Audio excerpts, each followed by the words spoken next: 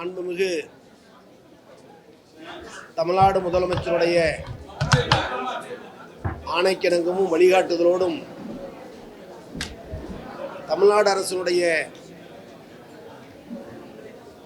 உயர்கல்வி மன்றத்தினுடைய துணைத் தலைவருடைய ஏற்பாட்டில் சென்னை பல்கலைக்கழகத்தில் ஒரு பயிலரங்கு நிகழ்ச்சியை தொடக்கியிருக்கிறோம். கற்றல், கற்பித்தல், தேர்வு முறை, அதனுடைய நோக்கம் இவைகள் எல்லா மாணவர்களுக்கும் சென்றடைய வேண்டும் என்பதுதான் கற்பித்தல் துறையினுடைய மிக முக்கிய நோக்கம்.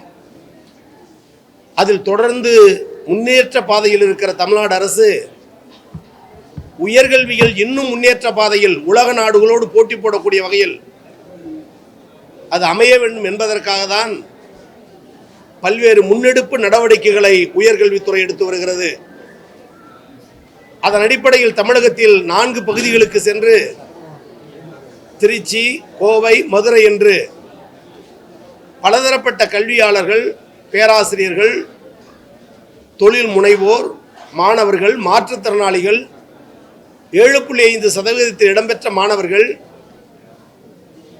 தொழில்துறையை சார்ந்த பல்வேறு நிபுணர்கள், பல்கலைக்கழகம், அரசு கலைக்கல்லூரி, தொழில்நுட்ப கல்லூரி, இவைகளுடைய அரசு கல்லூரி, உதவி பெறும் கல்லூரி, சுயநிதி கல்லூரி என்று பலதரப்பட்ட மக்களுடைய கருத்துக்களை கேட்டு அவருடைய கோரிக்கைகளுக்கு ஏற்ப, கள நிலவரத்திற்கு ஏற்ப முன்னேற்ற பாதையில் எடுத்துச் செல்வதற்கான முன்னேற்பாடுகளை தமிழ்நாடு முழுவதும் செய்து வந்தோம்.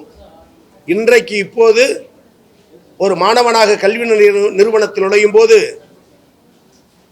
ஒன்றுமறியாத மாணவனாக வந்தாலும் நாம் கற்றுத்தரக்கூடிய கல்வி முறை, கற்றல், கற்பித்தல், தேர்வு முறை, அதனுடைய நோக்கம் என்ற வகையில் முழு தனித்தன்மை, தனித்திறனுடைய மாணவனாக, அனைத்தும் அறிந்த மாணவனாக அவன் சென்றடைய வேண்டும் என்ற முதலமைச்சருடைய எண்ணத்தை ஈடேற்றக்கூடிய வகையில்தான் தலைநகர் சென்னையில் பல்கலைக்கழகத்தில் பயிலரங்கத்தை தொடங்கியிருக்கிறோம்.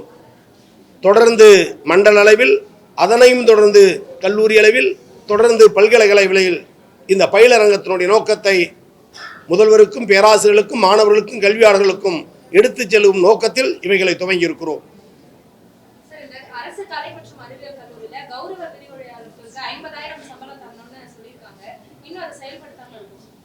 கௌரவ விரிவுரையாளர்களை பொறுத்தவரை கடந்த 10 ஆண்டுகளில் 2 முறைதான் 5000 ரூபாயை உயர்த்தி தந்தார்கள். 10 ஆண்டுகளில் 15,000 20,000ஆக, அதுவும் ஆட்சி முடியும் தருவாயில்.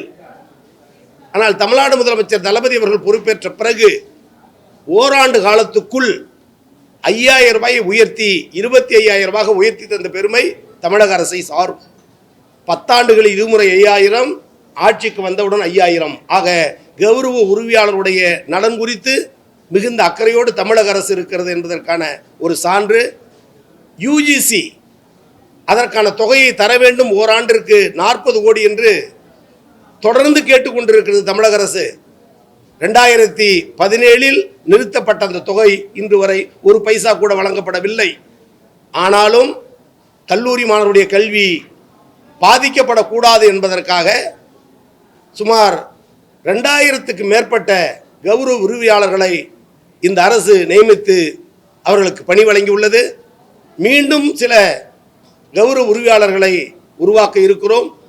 அதை தொடர்ந்து நிரந்தர பேராசிரியர்களை உருவாக்கும் பெருமுயற்சியும் உயர்கல்வித்துறை எடுத்து வருகிறது.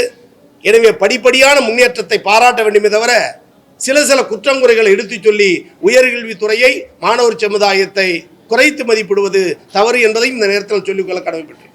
மாணவர்கள் நல்லா படிக்கிறாங்க, பட் ஆனா துணைவேந்தர்களே இல்லாம 5 பல்கலைக்கழகம் இயங்கிட்டு இப்ப தஞ்சை தமிழ் பல்கலைக்கழகத்துல துணைவேந்தரை பதவி நீக்கம் பண்ணியிருக்காங்க. மேலும் ஒரு 6 மாசத்துல மேலும் சில பல்கலைக்கழகங்கள்ல துணைவேந்தர் பதவி போகுது. என்ன பண்ண போறீங்க? கடந்த காலங்களில் இல்லாத அளவிற்கு துணைவேந்தர் பதவியில் ஏற்படுகிற இடர்பாடு யாரால், எப்படி, எங்கெங்கு உருவானது என்பதை எங்களை விட பத்திரிகையாளர் நீங்கள் நன்றாக உணர்வீர்கள். ஆனாலும் மாணவர்கள் நலன் கருதி, உயர்கல்வித்துறையினுடைய சிறப்பு நலன் கருதி நல்ல முடிவுகளை தமிழக அரசு எடுக்கும்.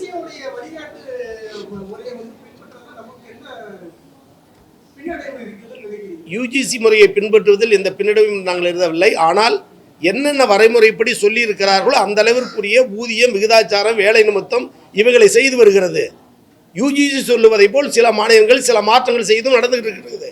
ஆனால் நமது அரசை பொறுத்தவரை, தமிழக அரசை பொறுத்தவரை உயர்கல்வித்துறையில் நான் முன்னதாக சொன்னதை போல் மற்ற மாநிலங்களை விட கூடுதலான பேராசிரியர்கள், கூடுதலான ஊதிய உயர்வு இவைகளை வழங்கி உயர்நிலை எடுத்துச் செல்ல வேண்டும் என்பதுதான் அரசின் நோக்கம். அதை தொடர்ந்து சென்றடைய நாங்கள் அயராது பாடுபடுவோம்.